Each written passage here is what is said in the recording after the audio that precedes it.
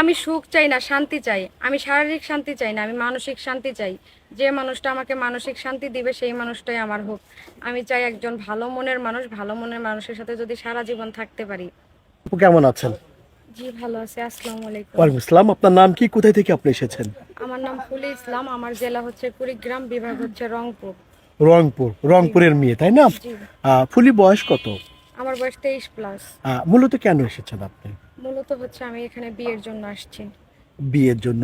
এই যে সোশ্যাল মিডিয়াতে স্বামী পাওয়া যায় বা বিয়ে হয়, এটা আপনাকে কে বলেছে? আমি দেখছি আমাদের এলাকার এক বড় আপুরই তো বিয়ে হয়েছে, উনি অনেক সুখে আছে, আলহামদুলিল্লাহ ভালো আছে। এটা দেখেই তো এখানে আসা আমার। মানে মূলত একজনের সূত্র ধরে আপনি এখানে এসেছেন তাই জি না? জি। বুঝতে পেরেছি। আচ্ছা, আপনি বিয়ের জন্য এসেছেন, কেমন হাজবেন্ড বা কেমন স্বামী চান? মানুষটা যেমনই হোক, মানুষের মন মানসিকতা সবকিছু ভালো হবে, আমাকে ভালোবাসবে। আমার হাতটা যদি ধরে সে সারা জীবনের জন্য ধরতে হবে, কখনো আমাকে ছাড়বে না, এমন একজন ভালো মনের মানুষ চাই। ভালো মনের। আপনার বয়স কত বলেছেন? 23 বছর। 23 বছর। ওনার বয়স কেমন হতে হবে? বয়সটা যেমনই হোক, আমি একটু বয়স্ক মানুষকে বিয়ে করতে চাই, কারণ ইয়াং পোলাপান তো বউ থুয়া পরকিয়া করে, আর বয়স্ক মানুষ তো পরকিয়া করে না, এই জন্য আমি বয়স্ক মানুষকে বিয়ে করতে চাই। মূলত এই জন্য তাই না? জি আচ্ছা, আপনাকে তো বিয়ে করলে বা আপনার সাথে কথা বললে যোগাযোগ করতে হবে তাই না? জি আর যোগাযোগ না করলে, কথা না বললে তো ভালোবাসা থাকবে না বা সম্পর্ক ঠিক হবে না তাই না? জি। কিভাবে যোগাযোগ করবে আপনার সাথে? আমার সাথে যোগাযোগ করতে হলে আপনাদের মাধ্যমে যোগাযোগ করতে হবে। আমাদের মাধ্যমে। প্রিয় দর্শক, ওনার নাম ফুলি, বয়স 23 বছর। ওনাকে দেখতে পাচ্ছেন, সেই কুড়িগ্রাম থেকে এসেছেন। কুড়িগ্রাম অতি দরিদ্র এলাকা, ওখান থেকে এসেছেন উনি। ওনার সাথে যোগাযোগ বা কথা বলতে চাইলে একটি নাম্বার আপনার চোখের সামনে দেখা যায়।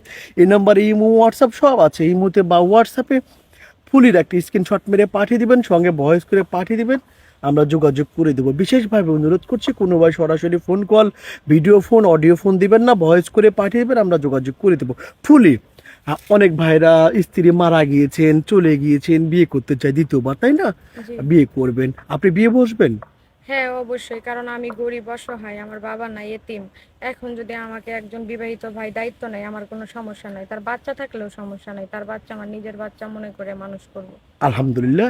অনেক ভাই আছেন যার তার প্রথম স্ত্রীর বেবি হয় না, দ্বিতীয়বার বিয়ে করতে চাচ্ছেন, সেক্ষেত্রে সমস্যা নাই, আমার সতীন দেব নিজের বোনের মতো দেখবো। বোনের মতো না, চুল জি। ছিঁড়াছিঁড়ি মারামারি গ্যাঞ্জাম লাগবেন? না না, ওই রকম না। লাগবেন না তাই না। না?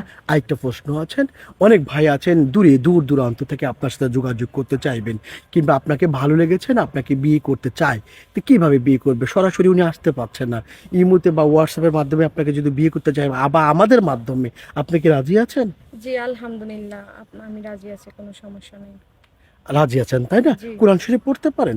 জি। আমার যখন 8 বছর বয়স তখন থেকে আমি কোরআন শরীফ পড়ি। নামাজ কালাম পড়তে পারেন? আলহামদুলিল্লাহ পড়ি। স্বামীকে তো ভালোবাসতে হবে। স্বামী যদি ভালো না বাসেন, যথেষ্ট পরিমাণে স্বামী তো অন্য নারীর উপর আসক্ত হয়ে যাবেন। কতটা ভালোবাসবেন স্বামীকে? আসলে একজন মেয়ের বিয়ের পরে স্বামী সব।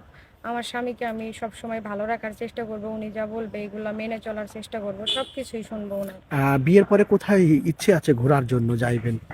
উনি আমাকে যেখানে নিয়ে যাবে আমি সেখানেই যাব, স্বামীর অবাধ্য হতে পারবো না। আচ্ছা, ভালো থাকবেন প্রিয় আপু। আসসালামু আলাইকুম।